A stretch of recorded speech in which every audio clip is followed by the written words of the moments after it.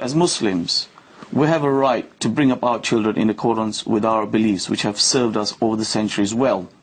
Now, I'll give you the same right to bring up your children in the way that you want. What about the rights of the children themselves? Well, the rights of the children come when they are, they're old enough to understand the issues. Until they get to that age, it's the parents' responsibility and duty. Do you teach them that apostates should be punished? You may not share that, but that is my religion. That is the way I've been brought up, and I bring that child into this world, I educate him, I give him everything. It's my right to make sure that I bring him, and I take issue with that. You think that it's wicked, well, that's your point of view. I know that's going to make him a better human being, and what's missing is, when you talk about faith, you don't look at what faith teaches.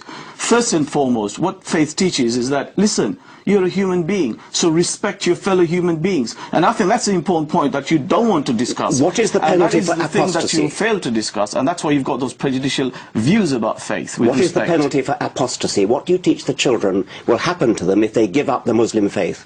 Well, let's bring the debate back into Britain. What is the penalty for apostasy? I'll tell you what we will do, because we could go down this road a very long way, and it's obviously very important. Maryam Namazi was born in Iran before her family left in the wake of the Islamic revolution. You are part of the British Council of Ex-Muslims.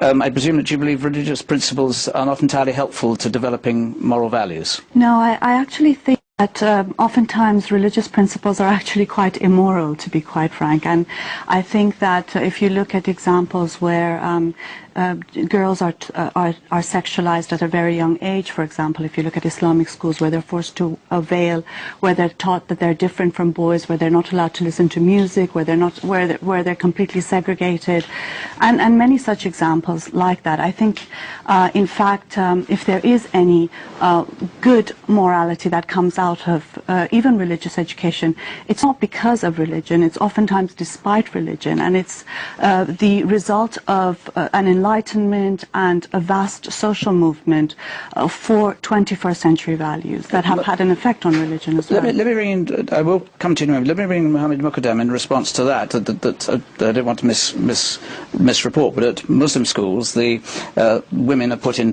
girls are put into a position where they are diminished as human beings. Well, it's often the case where people are ignorant of what goes on in faith schools and Muslim schools. The fact is, our schools are run along legal lines. They treat both sexes equally, provide them the best opportunities. So it's often a case of people who have prejudices and ignorance. Maryam? I mean, I think it's typical of Islamic schools and the political Islamic movement to label any criticism a sort of prejudice and thereby racism, thereby trying to make people silent on criticizing it.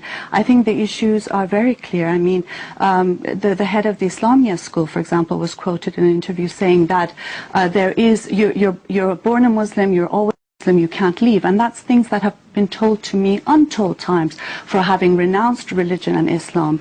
There is threats, there is intimidations. Just yesterday, a 16-year-old girl was killed by her father for refusing to wear the veil.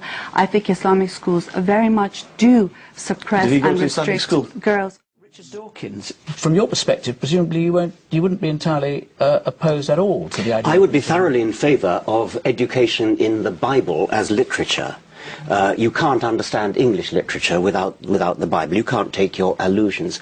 And that's an aspect of what the bishop was saying. Is absolutely right. This is a Christian country. Historically, it's a Christian country. You can't understand English history or English literature without a knowledge of the Bible. And by the way, I think I should say that the act of collective worship, I don't approve of it, but nevertheless, the Christian religion, especially I think the Anglican religion, is benign by comparison. If a child at the end of its school career wants to give up religion, the church will quite happily say, okay, go your own way.